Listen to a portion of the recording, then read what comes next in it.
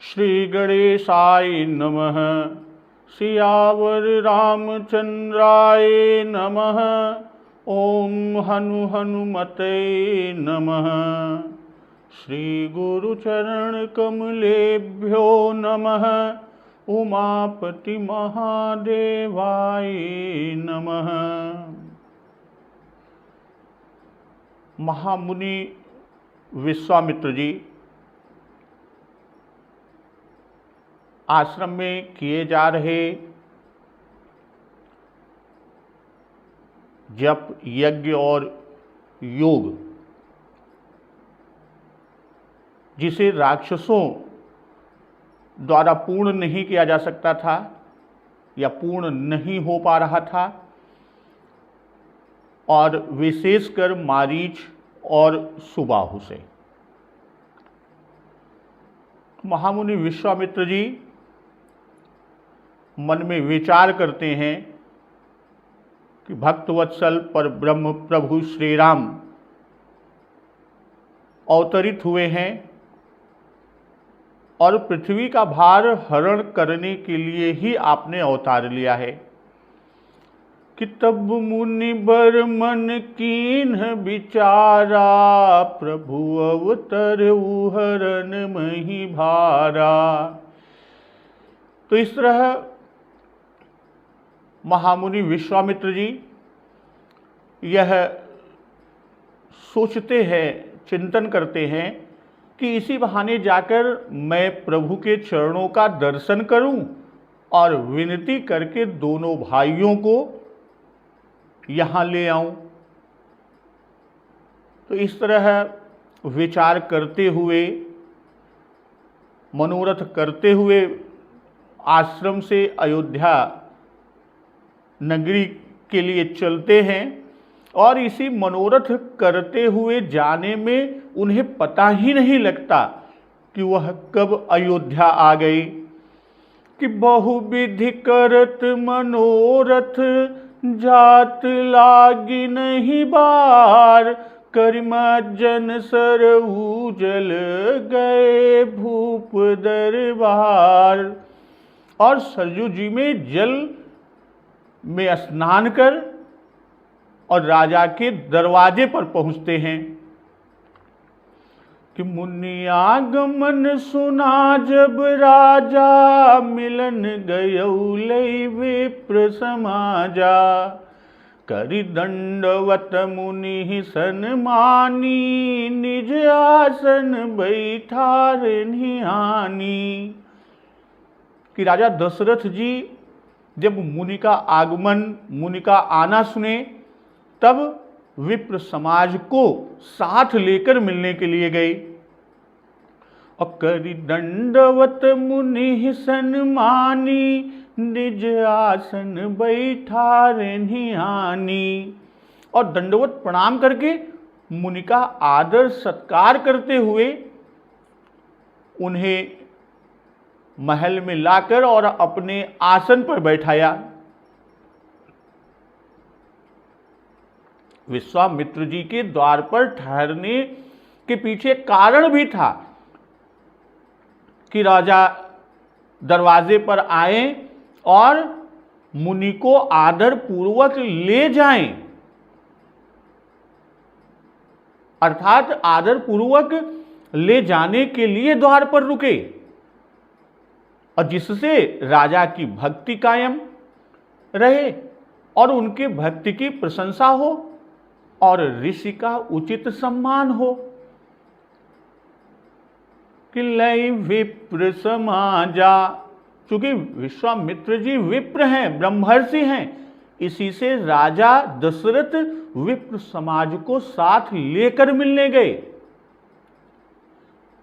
जिस तरह जब जनक जी महाराज के यहाँ मुनि मिलने गए और जनक जी मिलने के लिए आते हैं कि संग सचिव सुचि भूरि भट, भूसुर बर गुर ज्ञात, चले मिलन मुनि नाय कहीं, मुदित राउ एहि भांति।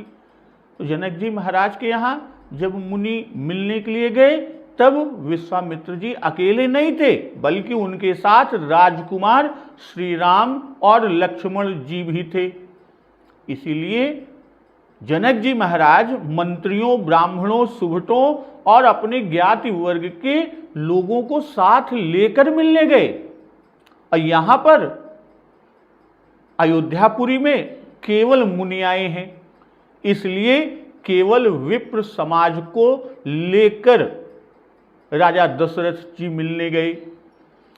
कर दंडवत मुनि सन्मानी, निज आसन बैठारनि आनी। भाई दंडवत करना भी सम्मान है, और निज आसन बैठारनि आनी यह भी सम्मान है। भाई दंडवत से सम्मान किया। वाल्मीकि जी लिखते हैं कि राजा प्रसन्नता पूर्वक मुनि की अगवानी को चले, इस तरह जैसे ब्रह्मा की अगवानी इंद्र कर रहे हों। और राजा देखकर प्रसन्न हुए और मुनि को अर्घ्य दिया, और अपने आसन पर, निज आसन अर्थात अपने राज सिंहासन पर बैठाया कि यह समस्त राज्य आपका ही है, हम तो आपके सेवक हैं। और इस तरह चरण पखार कीन्ह अति पूजा, मौसम आजु धन्य नहीं दूजा। विविध भांति भोजन करवावा, मुनि बर हृदय हरस अति पावा। पुनि चरणन मेले सुतचारी, राम देख मुनि देह बिसारी। कि चरणों को धोकर और मुनि की बहुत विधि से अर्थात भली भांति खोटसोपचार रीत से पूजा किया, और कहा कि चरण पखारी कीन्ह अति पूजा। और कहते क्या है कि मौसम आजु धन्य नहीं दूजा, कि मेरे समान भाग्यवान, पुण्यवान व सुकृति आज दूसरा कोई नहीं है। अब विविध भांति भोजन करवावा, मुनि बर हृदय हरस अति पावा। और अनेक प्रकार के भोजन करवाए, और यह सब मुनि श्रेष्ठ विश्वामित्र जी के हृदय में हर्ष को उत्पन्न किया। यानी विश्वामित्र जी ने हृदय में बहुत ही आनंद प्राप्त किया। अपुनि चरणन मेले सुतचारी, राम देख मुनि देह बिसारी। और फिर राजा दशरथ जी ने चारों पुत्रों को मुनि के चरणों पर डाला, अर्थात चारों पुत्रों से मुनि श्रेष्ठ को के चरणों में प्रणाम करवाया। और राम देख मुनि देह बिसारी, और रामचंद्र जी को देखकर मुनि विश्वामित्र जी देह की सुध ही भूल गए। तो चरण पखार कीन्ह अति पूजा, मौसम आजु धन्य नहीं दूजा। अति पूजा यानी खोडस प्रकार से पूजा किया, और आनी से आवाहन, आसन बैठारे से आसन दिया, और चरण पखारी से पाद्य किया, और भोजन करवावा से नैवेद्य। तो ये 4 अंग की बात किया। अब महामुनि स्वयं कृपा करके दर्शन देने आए हैं, और यह अपना महत भाग्य समझकर अति पूजा किया दशरथ जी ने कि मौसम आजु धन्य नहीं दूजा। आज और दूजा, आज और न दूजा, कि मुनि इसके पहले आज तक किसी राजा के यहां नहीं गए थे, और न चक्रवर्ती महाराज दशरथ जी के यहां ही कभी आए थे। जैसा राजा कि मुनियस कृपा न कीन्हु काऊ, कि आज ही पहली बार आए हैं, इसी से आज धन्य की बात कर रहे हैं कि मौसम आज धन्य नहीं दूजा। और साधु के आगमन से, साधु सेवा से गृहस्थ धन्य होते ही हैं। जिस तरह कि आज धन्य मैं धन्ययति, यद्यपि सब विधिहीन, निज जन जानि राम मोहि, संत समागम दीन। श्री भूसुंड जी, अब बड़े भाग पाई सत्संगा, बड़े भाग्य से मिलता है। और महामुनि ब्रह्मर्षि विश्वामित्र जी का आगमन, तो इस भाग्य की बड़ाई कौन कर सकता है? इसकी बड़ाई कोई नहीं कर सकता। अमोसम आज धन्य नहीं दूजा। और जानकी मंगल में भी ऐसा ही कहा गया है। कहो भूप मोहि सरिस, सुकृत किए काहून, काहून कीन्ह्यो सुकृत, सुनि मुनि मुदित नृपहि बखानहि।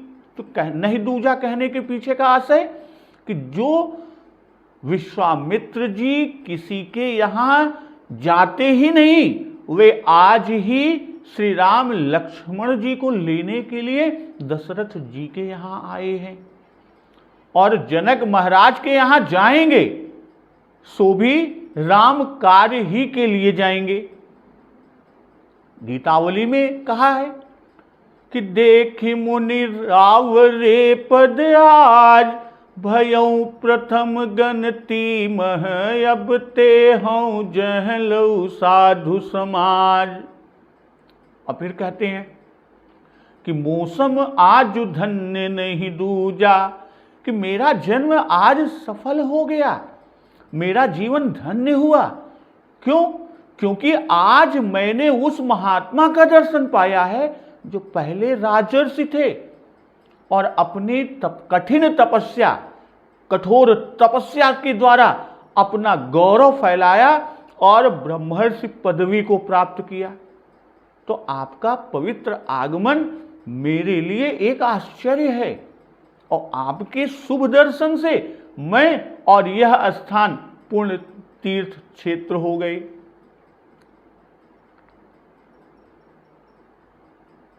वाल्मीकि रामायण में लिखा है, अद्य में सफलम जन्म जीवितम च सुजीवितम, पूर्वम राजर्षि शब्देन तपसा द्योतित प्रभः, ब्रह्मर्षित्व मनुप्राप्तः पूज्यो असि बहुधा मया, तदत् भूतम भूद्विप्र पवित्र परमं मम, अशुभ क्षेत्र गतश्चाहं तव संदर्शनात् प्रभो। वाल्मीकि रामायण में कि आप ऐसे महात्मा जहां जाते हैं वहां सब संपत्तियां आ जाती हैं, अतः आज मैं कृतकृत्य हो गया। जैसे किसी को अमृत मिल जाए या सूखे देश में पानी पड़ जाए और पुत्रहीन को पुत्र मिल जाए या खोई हुई कोई वस्तु मिल जाए, और जैसे पुत्र विवाह आदि में हर्ष होता है, तो मैं आपका आगमन वैसा ही समझता हूं और उसी प्रकार का हर्ष अंदर से है। अब विविध भांति भोजन करवावा, मुनि बर हृदय हरस अति पावा।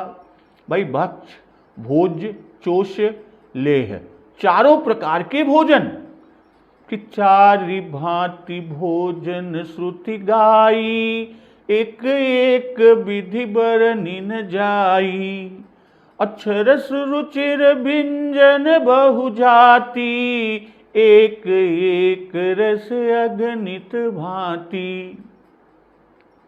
मुनिवर हृदय हर्ष अति पावा, हर्ष कहकर कि भोजन बहुत अच्छे बने हैं। भाई राजा दशरथ जी विप्र समाज लेकर मुनिवर का स्वागत करने आए और उनके योग्य पूजन सत्कार किया, अंतःपुर में आसन दिया, खटरस चारों प्रकार के भोजन करवाए। तो इन सबसे राजा का प्रेम और श्रद्धा अपने प्रति देखकर मुनिश्रेष्ठ को अपने मनोरथ की पूर्ति, अपने कार्य की सिद्धि में विश्वास हुआ कि जिस कार्य से और जिस मनोरथ को लेकर आया हूं वह निश्चित रूप से होगा, इसलिए भी हर्षित हुए। अब भोजन की प्रशंसा मुख से की नहीं जाती, क्योंकि शास्त्र में व्यंजन की प्रशंसा करना मना है। अपुन चरणन मेले सुतचारी, राम देख मुनि देह विसारी। और राजा की चतुरता कि जब मुनि के हृदय में अत्यंत हर्ष हुआ और तभी पुत्रों को लाकर प्रणाम करवाया, जिससे इसी आनंद और प्रसन्नता में पुत्रों को शुभ आशीर्वाद मुनि श्रेष्ठ दे दे। और राम देखि मुनि देह विसारी, श्री राम जी सब भाइयों में अधिक सुंदर हैं कि चारुशील रूप गुण धामा, तदपि अधिक सुख सागर रामा। यद्यपि चारों भाई रूप गुण के धाम हैं, शील के धाम है, किंतु राम जो है वो सुख सागर हैं, अधिक हैं। और यहां कहते हैं कि राम देखि मुनि देह विसारी। देह विसारने का रूप बाबा गोस्वामी दास जी आगे प्रत्यक्ष दिखाएंगे कि प्रणाम करने पर पुत्रों को आशीर्वाद देना चाहिए था कि दीन आशीष बेप्रभु भांति, चले न प्रीति रीति कही जाती। सो यहां कुछ नहीं किया, क्योंकि मुनि श्रेष्ठ को अपने देह की खबर ही नहीं है, वो तो प्रभु श्री राम में खोए हुए हैं। तो यहां वात्सल्य रस में मग्न होना बाबा गोस्वामी दास जी दिखा रहे हैं, क्योंकि इस रस का मुख्य स्थान मुख है। जैसे कि जननी सादर बदन निहारे। और श्री जानकी मंगल में गोस्वामी दास जी इस दशा का वर्णन कुछ इस प्रकार से किए हैं कि राम ही भाइन सहित जब ही मुनि जोयो, नयन नीर तनु पुलक रूप मन मोहो। परस कमल कर शीस हरस ही लावई, प्रेम पयोधि मगन मुनि पार न पावही। मधुर मनोहर मूर्ति सादर चाहई, बार बार दशरथ के सुकृत सराहई। तो मुनि श्रेष्ठ ने देखा चारों को, चारों भाइयों को, पर श्री भरत लक्ष्मण शत्रुघ्न जी को देखकर तो आनंद हुआ, और श्री राम जी को देखा तब प्रेमावेश आ गया। श्री राम जी को देखने पर अपने देह की सुध जाती रही। और मुनि की स्थिति कि भय मगन देखत मुख शोभा, जनु चकोर पूरन ससिलोभा। तब मन हरसि बचन कहराऊ, मुनियस कृपा न कीन्हु काऊ। श्री राम केहि कारण आगमन तुम्हारा, कहु सुकरत न लावऊं बारा। भाई मुख की शोभा देखते ही और उसमें ऐसे मग्न हो गए मानो चकोर पूर्ण चंद्र को देखकर लुभा गया हो। तब राजा ने मन में प्रसन्न होकर कहा, ये वचन कहे, क्या कहे कि हे मुनि, ऐसी कृपा आपने कभी और किसी पर भी नहीं की जैसी आज मुझ पर की। अब फिर राजा जी कहते हैं के ही कारण आगमन तुम्हारा, कहु सुकरत न लावऊं बारा। कि किस कारण से आपका आगमन हुआ? राजा दशरथ जी पूछ रहे हैं, कह रहे हैं कि कहिए, और उसे पूरा करने में मैं देर नहीं लगाऊंगा। तो भय मगन देखत मुख शोभा। अब प्रभु श्री राम जी के मुख की शोभा अत्यंत भारी है। जैसे कि मुख छवि कहि न जाई मोहि पाही, जो बिलोक बहु काम लजाही। ऐसी को देखकर मुनिश्रेष्ठ विश्वामित्र जी मग्न हो गए। अजनु चकोर पूरन ससिलोभा। तो चकोर की उपमा देकर कि एक टक टकटकी लगाए देख रहे हैं कि एक टक सब सोहई चहु ओरा, रामचंद्र मुख चंद्र चकोरा। और श्री रामचंद्र मुख की उपमा पूर्ण शशि की है, खंडित चंद्र की नहीं है। जिस तरह चकोर नेत्र द्वारा अमृत पान करता है, ठीक वैसे ही राम जी के मुख चंद्र की शोभा रूपी अमृत का मुनि अपने नेत्रों द्वारा पान कर रहे हैं। कि रामचंद्र मुख चंद्र छवि, लोचन चारु चकोर, करत पान सादर सकल प्रेम प्रमोदन थोर। गीतावली में कहे हुए हैं कि रामचंद्र मुख चंद्र सुधा छवि, नयन चकोरन प्याई हऊ। तो इस तरह कि तब मन हरसि बचन कहराऊ, मुनियस कृपा न कीन्हु काऊ। पूजन, भोजन और पुत्रों के प्रणाम और श्री राम दर्शन के बाद तब दशरथ जी आगमन का कारण पूछते हैं। और उत्तम लोगों की पूछने की रीत भी यही है कि गुर आगमन सुनत रघुनाथा, द्वार आई पद नायऊ माथा। सादर अर्घ दे घर आने, सोरह भांति पूजिसन माने। गही चरण सिय सहित बहोरी, बोले राम कमल कर जोरी। तो इस तरह मन हरसी कि जिस उत्साह से पूजन किया कि चरण पखार कीन्ह अति पूजा। तो जिस उत्साह से भोजन कराया उसी उत्साह से हर्षपूर्वक कार्य करने को कहते हैं। कि अपने पुत्रों पर कृपा दृष्टि और अनुराग को देखकर हर्ष। कि मुनियस कृपा न कीन्हु काऊ। कि राजा ऐसी कृपा के सदा अभिलाषी रहते हैं, जैसा कि विश्वामित्र जी की विदाई के समय के वचन से स्पष्ट होता है कि सदा कि करब सदा लरिकन पर छोहू, दर्शन देत रहब मुनि मोहू। अब राजा दशरथ जी मुनिश्रेष्ठ से पूछ रहे हैं कि के ही कारण आगमन तुम्हारा, कहु सुकरत न लावऊं बारा।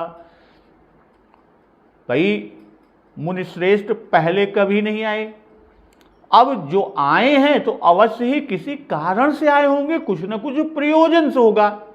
और यही समझकर वह कारण या प्रयोजन राजा दशरथ जी पूछ रहे हैं। और कारण पूछने का भाव कि राजा ने विचार किया कि मुनि को किसी पदार्थ की इच्छा नहीं हो सकती, ये पूर्ण काम है, इसलिए जिस कारण से आए हो वही उनसे पूछकर करना हमारे लिए उचित है। कि तुम प्रभु पूरन काम चारि फलदायक, ते ही ते बूझत काजु डरऊ मुनि नायक। पार्वती मंगल में वे जानते हैं कि मुनि विश्वामित्र जी मंगन नहीं है, इसी से मांगने को न कहकर आगमन का कारण पूछा। कि जब विश्वामित्र जी ने कहा कि मैं याचने आया हूं, तब राजा ने मांगने को कहा कि मांगहूं भूमि धेनु धन कोसा। और आपके कहने भर की देरी कि करने में देर न लगेगी। भाई राजा को मन वचन और कर्म तीनों से कार्य करने में अनुकूल व तत्पर दिखाया, और मन में हर्ष हुआ, वचन से आगमन का कारण पूछा और विलंब रहित कार्य करने को कहा। कि आप जिस काम के लिए पधारे हैं वह बताइए, आप किसी बात का संकोच न करिए, मैं आपके सारे कार्य करूंगा, क्योंकि आप मेरे देवता हैं। कि करत न लावो बारा। वाल्मीकि और अध्यात्म रामायण के भाव कि मैं सत्य कहता हूं, प्रतिज्ञा करता हूं, आप किंचित संकोच न करें।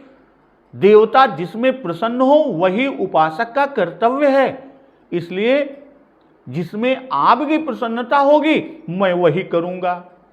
तब मुनि श्रेष्ठ कहते हैं कि असुर समूह सतावई मोही, मैं जाचन आयऊ नृप तोही।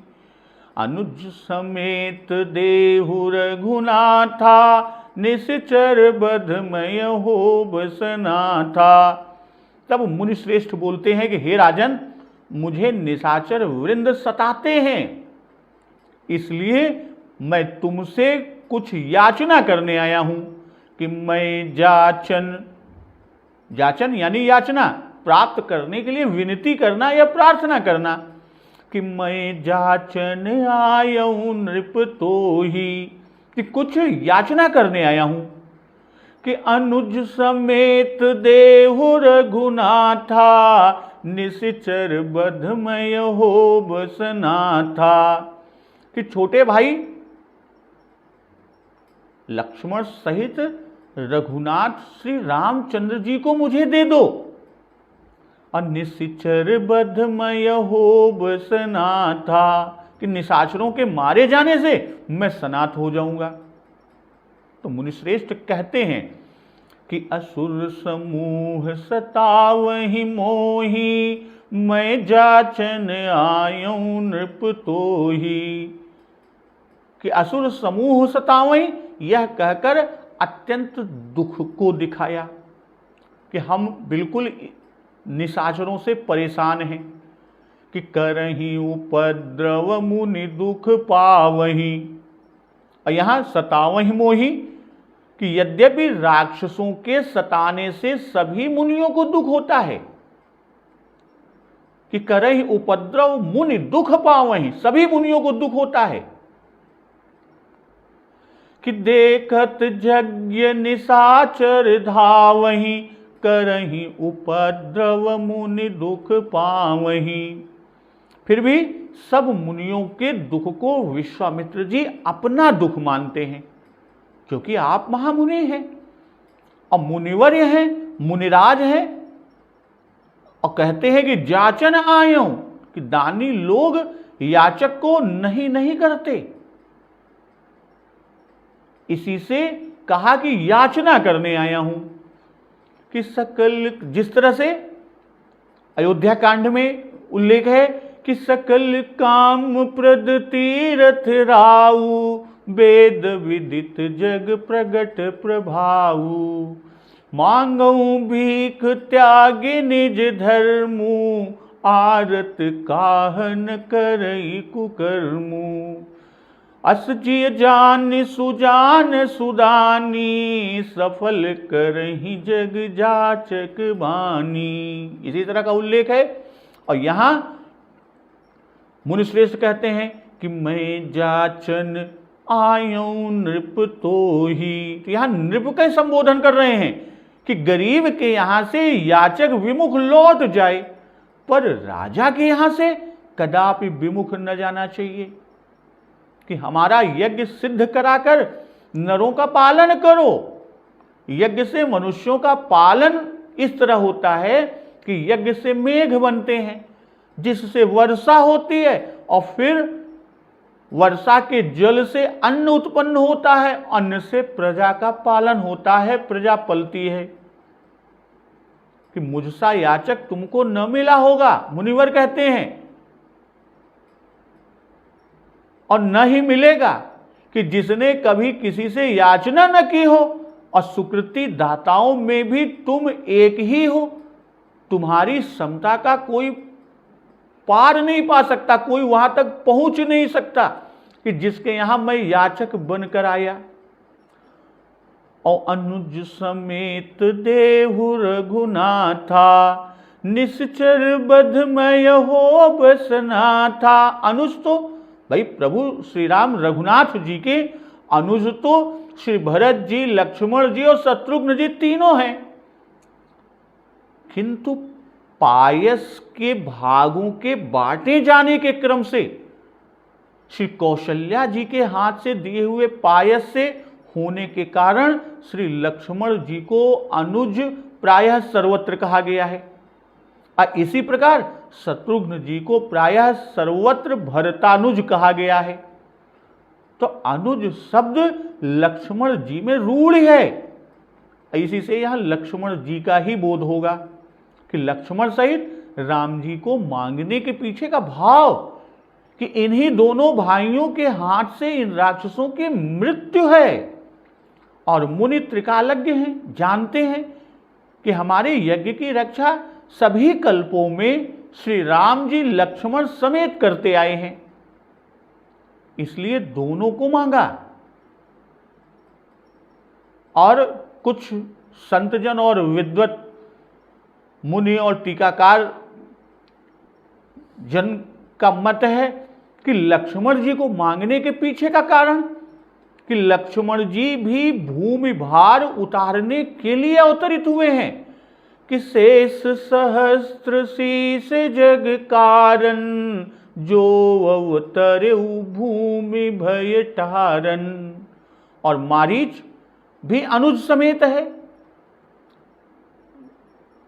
तो दो से ही काम चल जाएगा, इसलिए इन्हीं दो को मांगा, सेना नहीं मांगी, क्योंकि जानते हैं कि सेना राक्षसों के हाथ मार डाली जाएगी और हमको उसका भी पाप लगेगा। निश्चर बधमय हो बसना था। अब मुनि को यह निश्चय है कि निशाचरों का वध होगा, ऐसी से उनका वध होना कहे, और वध से यज्ञ सिद्ध होगा, और यज्ञ की सिद्धि से मुनि अपने को कृतार्थ मानते हैं कि मैं अनाथ था, कोई मेरी रक्षा करने वाला नहीं था, और ये जाकर असुर समूह को मारेंगे, यानी प्रभु श्री राम अनुज लक्ष्मण समेत और भी सब रावण के भेजे हुए राक्षस समझ जाएंगे। भाई जो भी राक्षस हैं वो रावण की विभिन्न चौकी और रखवाली करने वाले हैं, और इस क्षेत्र में मारीच और सुबाहु रक्षा करते हैं। जैसे अपने यहाँ चौकी इंचार्ज, थाना इंचार्ज, वैसे इस क्षेत्र के चौकी इंचार्ज मारीच और सुबाहु हैं। और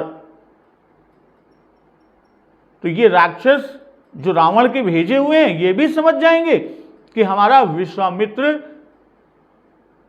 जी का, यानी राक्षस समझेंगे, मुनिवर सोच रहे हैं कि प्रभु को लेके जाएंगे, तो राक्षस समझेंगे कि विश्वामित्र जी का भी कोई भारी सहायक स्वामी है, इसलिए फिर कोई नहीं सताएगा, और बिना रक्षक के अनाथ जानकर मुझे नहीं सताएंगे जो अभी तक सताते हैं।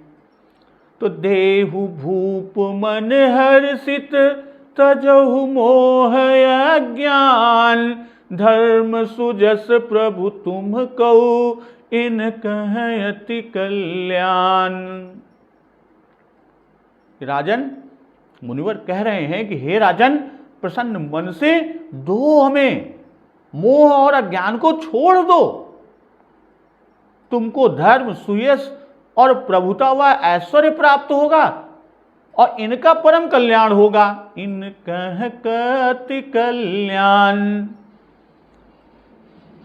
तो देहु भूप मन हर्षित, तजहु मोह अज्ञान। तो इन कथनों से मुनि के यह बोध होता है कि अनुज समेत देहु रघुनाथा। यह सुनते ही राजा के मुख की द्विति कुम्हला गई।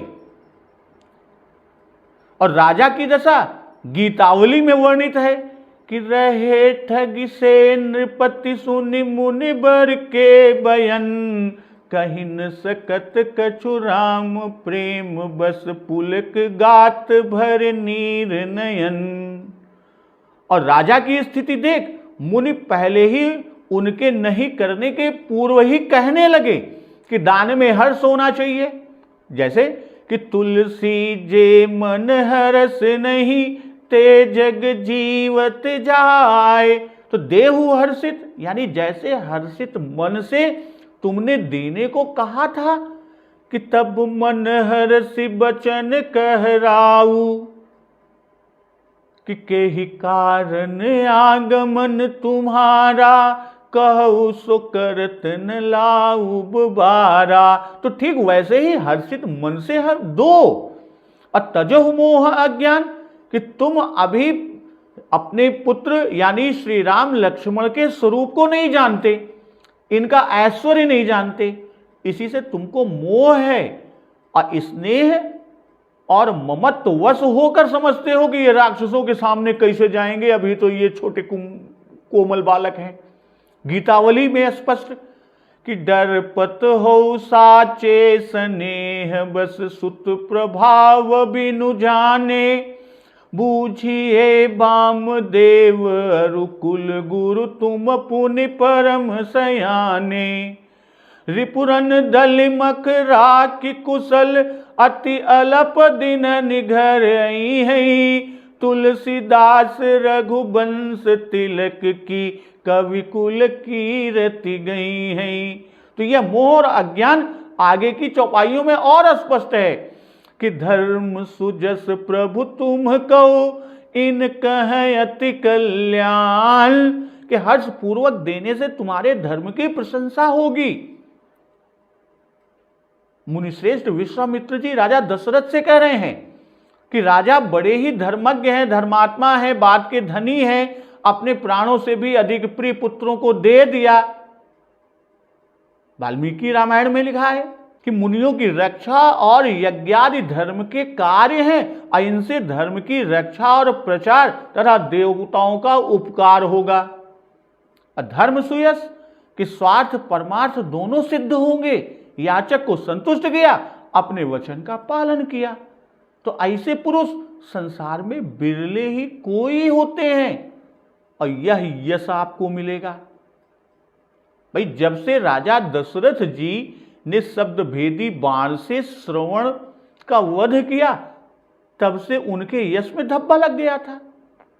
इसी से जनक जी ने इनको निमंत्रित न किया। भाई मुनि के साथ जाने से राजकुमारों को सर्वोच्च प्रतिष्ठा प्राप्त होगी, और धनुष के टूटने पर चक्रवर्ती महाराज भी सादर बुलाए जाएंगे। तो जो पूर्व का कुयस है वो मिटकर त्रैलोक्य में सुयस फैल जाएगा। तो यहां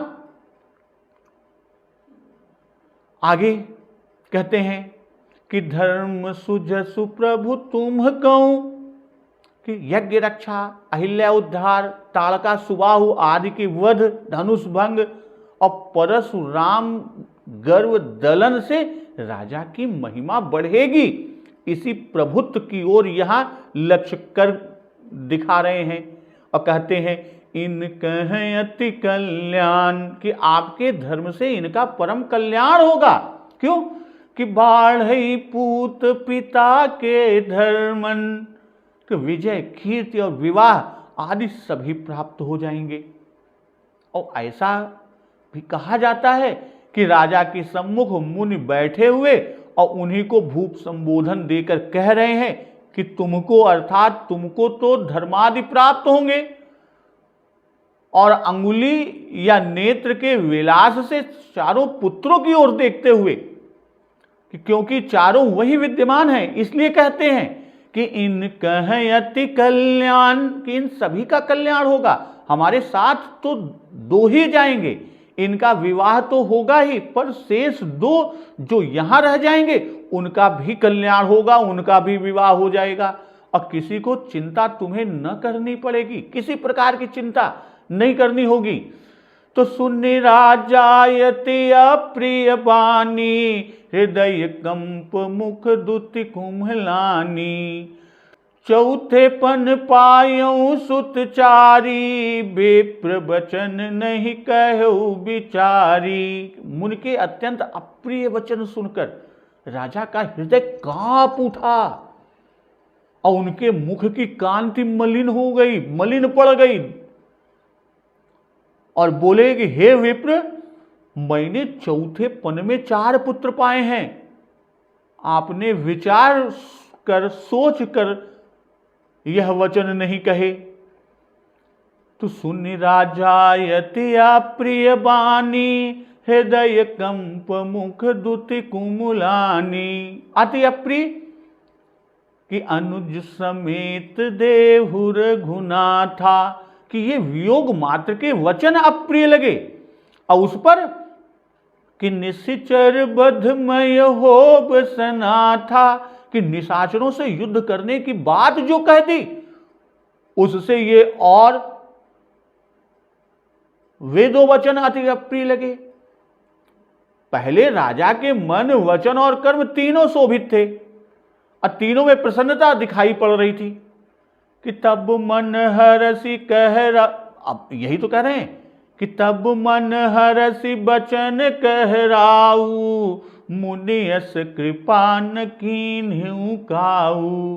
और फिर पूछते हैं कि केहि कारण आगमन तुम्हारा, कहु सो करत न लावऊं बारा। अब ये तीनों मलिन पड़ गए कि देहु भूप मन हर्षित, इससे मन की मलिनता को दिखा रहे हैं। भाई तभी तो मुनि ने कहा कि हर्षित मन से दो, यानी राजा के मन का हर्ष जाता रहा। कि मुख दुति कुमुलानी, यह तन और कर्म की मलिनता, और राम देत नहीं बने, यह वचन की मलिनता, कि वचन को झूठा कर देना, वचन का पालन न करना, यह वचन की मलिनता है।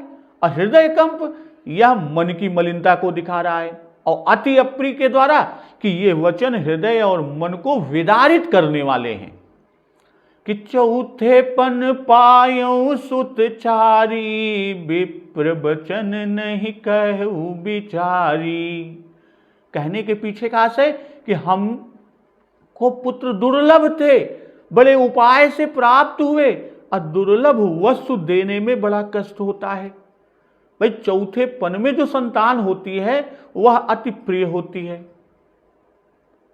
तरुणावस्था में पुत्र होने की आशा रहती है और चौथे पन में आशा होती नहीं, इसलिए चौथे पन में जो पुत्र होता है वो बहुत ही प्रिय होता है। और श्री दशरथ जी की वह पूर्ण अवस्था बीत गई थी, 60,000 वर्ष की अवस्था हो जाने पर ये पुत्र हुए थे। वाल्मीकि रामायण में उल्लिखित है कि खष्ट वर्ष सहस्त्राणी जातस्य मम कौशिक। यह दशरथ जी ने स्वयं मुनि विश्वामित्र से कहा।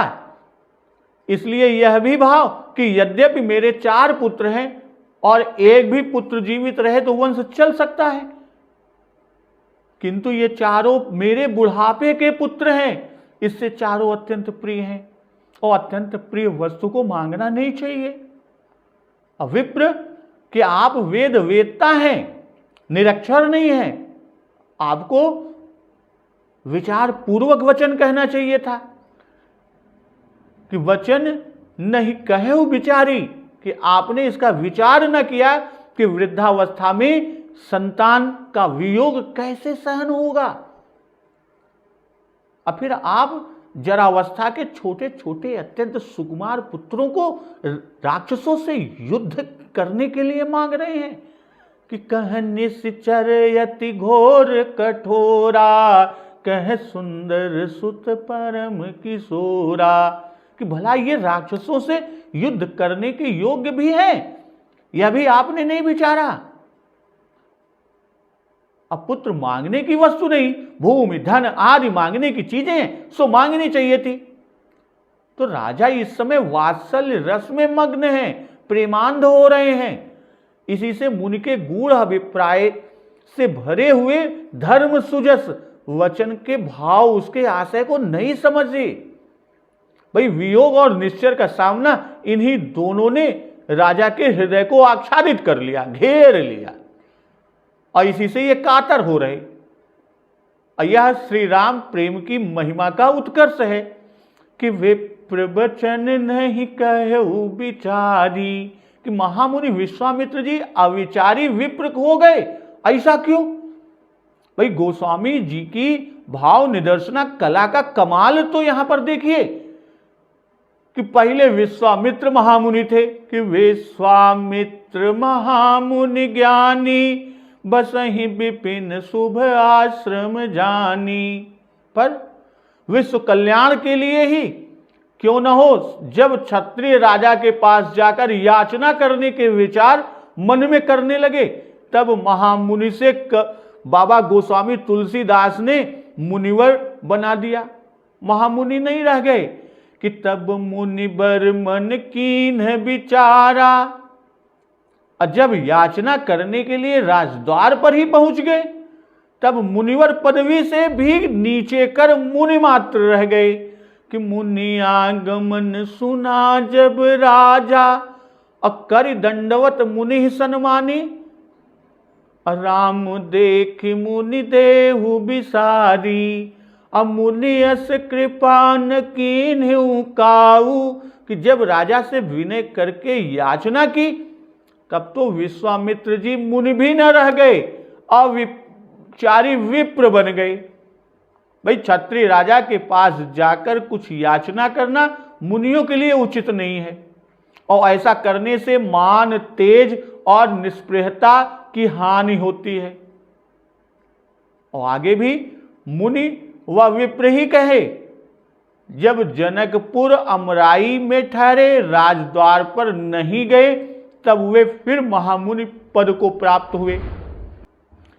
तो इस तरह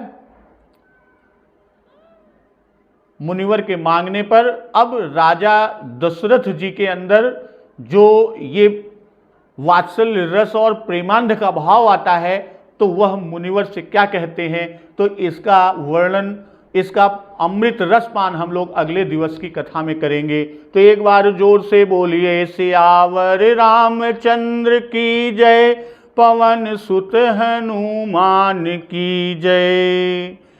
जगत जननी मां जगदम्बा की जय, गुरुदेव भगवान की जय, उमापति महादेव की जय। जय श्री राम।